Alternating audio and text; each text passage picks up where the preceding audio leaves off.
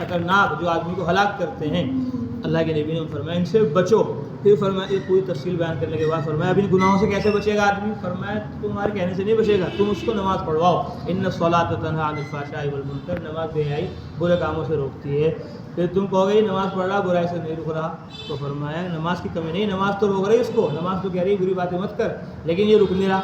باپ تو کہہ رہا بیٹے کو غلط کام نہ کر، ماں تو کہہ رہی غلط راستے پہ نہ چل، لیکن بیٹا چل رہا۔ تو باپ تو منع کر رہا اور ماں تو منع کر رہی لیکن بچہ مان نہیں رہا۔ ایسے نماز تو منع کر رہی کہ بھائی گناہ نہ کر، تو نماز تو کہہ رہی اچھے کام کر، لیکن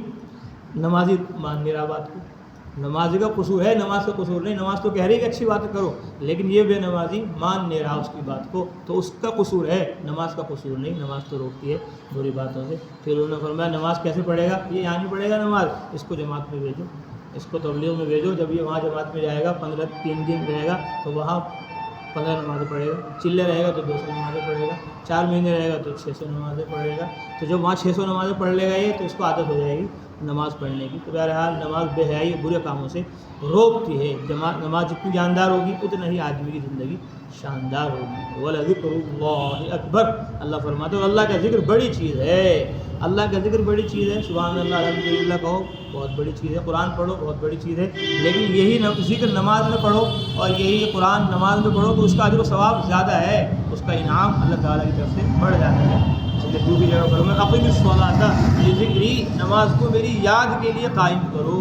میری یاد کے لیے نماز کو قائم کرو۔ تو نماز ہے ہی اللہ کو یاد کرنے کے لیے، اس لیے نماز میں جو ذکر ہے، نماز میں جو تلاوت ہے، اس کا درجہ باہر کے ذکر سے بڑھا ہوا ہے۔ واللہ یعلم ما تصنعون، اللہ فرماتے ہیں اللہ خوب جانتے ہیں اس کو جو تم کرتے ہو۔ ولا تجادلوا اہل الکتاب الا بالتي هي احسن، اور تم لوگ اہل کتاب سے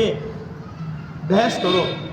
بہتر طریقے پر، عمدہ طریقے پر، کہ اہل کتاب ان کو کتاب دی گئی، پہلے تورات دی گئی، زبور دی گئی، تو یہ پہلے کتابوں کو اور نبیوں کو ماننے والے ہیں، لیکن چونکہ انہوں نے گڑبڑ کر دی اب، اس لیے ہے تو ان کا دین اصل صحیح اللہ کی طرف سے آیا ہوا ہے، لیکن اس میں انہوں نے گڑبڑ کی، اس لیے ان سے جب بات چیت کرو تو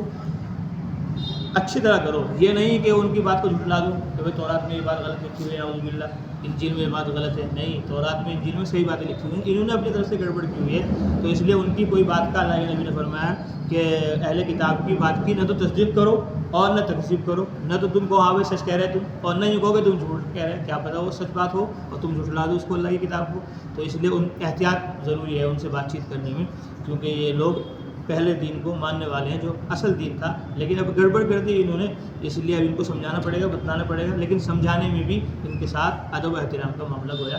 کرنا چاہیے کہ یہ نبیوں کی اولاد ہیں، پہلی کتابوں کو ماننے والے ہیں۔ اور فرمایا الا الذين ظلموا منهم، ہاں ان میں سے جنہوں نے ظلم کیا، جو زیادہ کٹر ہیں وہ بالکل ہی نعوذ باللہ قرآن کا بھی انکار کر رہے ہیں، تورات کو تو صحیح طرح مانا ہی نہیں انہوں نے، انجیل کو تو مانا ہی نہیں، اب محمد صلی اللہ علیہ وسلم ان کی کتاب کا بھی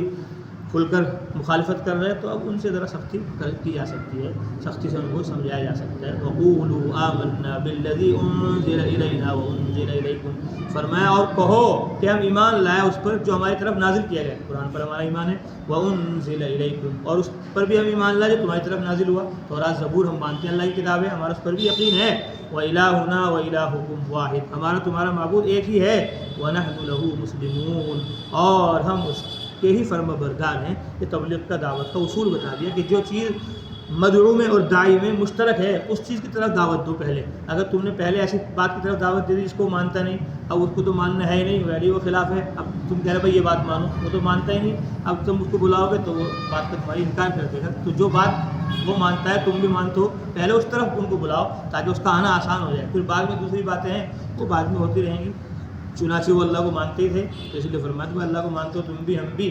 تو ہمارا تمہارا اللہ جب ایک ہے، وَنَحْنُ لَهُ مُسْلِمُونَ، اب ہم اس کے فرما بردار ہو جائیں، جس طرح محمد صلی اللہ علیہ وسلم بتا رہے سمجھا رہے، اسی میں اب خیر ہے بھلائی ہے، تم مسلمان ہو جاؤ ہماری طرح، ہم نے تمہاری کتاب کو مانا تم ہماری کتاب کو مانو، یہ تو اللہ کی نازل کی ہوئی ہے، جب اللہ ایک ہے اس کی کتاب ایک ہے اس کا رسول اب ایک ہے، اب کوئی رسول نہیں آیا ان کے بعد، اب تم مان لو تو تمہاری خیر ہے بھلائی ہے۔ اللہ فرماتے ہیں وَكَذَلِكَ أَنزَلْنَا إِلَيْكَ الْكِتَابَ، اور ایسے ہی ہم نے آپ کی طرف کتاب نازل کی ہے جیسے پہلے نبیوں پر کتاب نازل کی، فَالَّذِينَ آتَيْنَاهُمُ الْكِتَابَ يُؤْمِنُونَ بِهِ، بس وہ لوگ جن کو ہم نے کتاب دی وہ اس پر ایمان لاتے ہیں، بعض اہل کتاب